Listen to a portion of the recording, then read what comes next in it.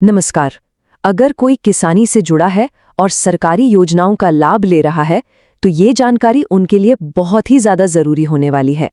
साल 2026 से एक बहुत बड़ा बदलाव आ रहा है और आज हम इसी पर बात करेंगे कि इसके लिए तैयार कैसे रहना है। अब सबसे बड़ा सवाल जो सबके मन में है, क्या सरकारी योजनाओं के जो फायदे मिलते हैं जैसे पीएम किसान हो गया, फसल बीमा या फिर सब्सिडी, क्या ये सब मिलना बंद हो जाएंगे? इसका जवाब जानना बहुत जरूरी है। तो जवाब है हाँ, ऐसा हो सकता है, क्योंकि 2026 से किसी भी सरकारी योजना का लाभ लेने के लिए किसान आईडी अनिवार्य यानी मैंडेटरी हो जाएगी। ये एक नया सिस्टम है जिसके लिए हम सबको तैयार रहना होगा। तो चलिए इस नए नियम को थोड़ा गहराई से समझते हैं, जिसका नाम है किसान आईडी। आखिर ये है क्या, ये क्यों जरूरी है और सबसे अहम बात, इसे बनवाने का पूरा प्रोसेस क्या है? आइए एक एक करके सब जानते हैं। सबसे पहले बात करते हैं किसान रजिस्ट्री की। ये आखिर है क्या? इसे ऐसे समझिए कि ये सरकार का एक सेंट्रल डिजिटल रिकॉर्ड है, एक तरह का डिजिटल बही खाता। इसमें हर किसान की जमीन, फसल, बैंक और आधार जैसी सारी जरूरी जानकारी एक जगह पर दर्ज होती है और इसी डेटाबेस के आधार पर योजनाओं का पैसा सीधे किसानों तक पहुंचता है। और किसान आईडी वो क्या है?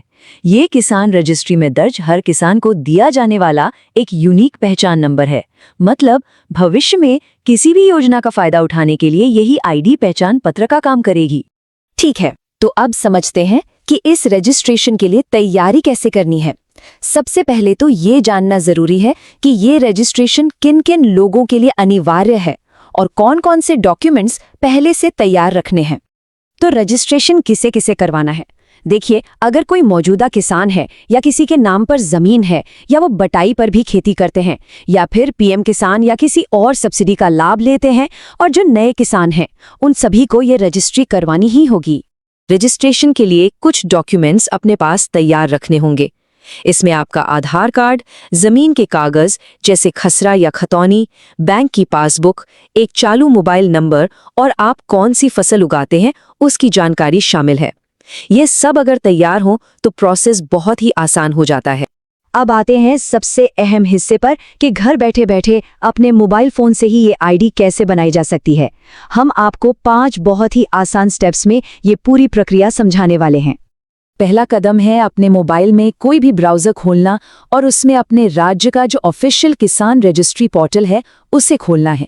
ये farmerregistry.in या आपके राज्य की कोई और आधिकारिक साइट हो सकती है। पोर्टल पर नए किसान का पंजीकरण या न्यू फार्मर रजिस्ट्रेशन जैसा ऑप्शन दिखेगा, उस पर क्लिक करना है। इसके बाद अपना आधार नंबर डालिए और आपके आधार से लिंक मोबाइल पर एक ओटीपी आएगा। उस ओटीपी से इसे वेरीफाई करना होगा। ये एक जरूरी सिक्योरिटी स्टेप है। अगले स्टेप में आपको अपनी सारी जानकारी बहुत ध्यान से भरनी है। अपना नाम, पता, जिला, ब्लॉक और खास तौर पे जमीन से जुड़ी हर जानकारी बिल्कुल सही दर्ज करनी है। इसके बाद बैंक खाते और अपनी फसल का ब्यौरा देना होगा। और हाँ, सबमिट करने से पहले भरी हुई हर जानकारी को एक बार नहीं बल्कि 2 बार अच्छे से चेक कर लीजिएगा ताकि कोई गलती ना रह जाए। और ये रहा आखिरी स्टेप, सबमिट बटन पर क्लिक कर दीजिए। अगर आपकी दी हुई सारी जानकारी सही है तो आपका रजिस्ट्रेशन सफल हो जाएगा और आपकी किसान आईडी तुरंत जनरेट हो जाएगी। देखा कितना आसान है? आईडी बनने के बाद ये आमतौर पर उसी दिन या फिर 2 से 5 वर्किंग डेज के अंदर एक्टिव हो जाती है, जिसके बाद आप इसका इस्तेमाल शुरू कर सकते हैं। अब आईडी तो बन गई, पर इसके फायदे क्या हैं? और इससे भी जरूरी, हम आपको एक ऐसी गलती के बारे में बताएंगे जिससे आपको हर हाल में बचना है, वरना आपका रजिस्ट्रेशन कैंसिल भी हो सकता है। तो किसान आईडी के मुख्य फायदे क्या हैं? पीएम किसान की किस्तें बिना रुकावट सीधे खाते में आएंगी। फसल बीमा करवाना बहुत आसान हो जाएगा। खाद बीज पर सब्सिडी आराम से मिलेगी। और तो और भविष्य में आने वाली सभी सरकारी योजनाओं के लिए आप पहले से ही पात्र हो जाएंगे। अब एक बहुत जरूरी बात पर ध्यान दीजिए। एक बहुत ही आम गलती है जिससे रजिस्ट्रेशन रिजेक्ट तक हो सकता है। सबसे बड़ी गलती होती है जमीन की गलत जानकारी भरना या फिर आपका नाम, आधार और जमीन के कागजों में अलग अलग होना। तो इस बात का खास ध्यान रखना है कि रजिस्ट्रेशन में दी गई हर एक जानकारी आपके सरकारी दस्तावेजों से पूरी तरह हूबहू मेल खानी चाहिए। तो ये थी किसान आईडी बनाने की पूरी जानकारी। देखिए, ये सिर्फ एक आईडी नहीं है, बल्कि ये भारत में खेती को डिजिटल बनाने की दिशा में एक बहुत बड़ा कदम है। अब सवाल ये है कि क्या ये डिजिटल व्यवस्था वाकई खेती का भविष्य बदल पाएगी? खैर, इसका जवाब तो आने वाला समय ही देगा।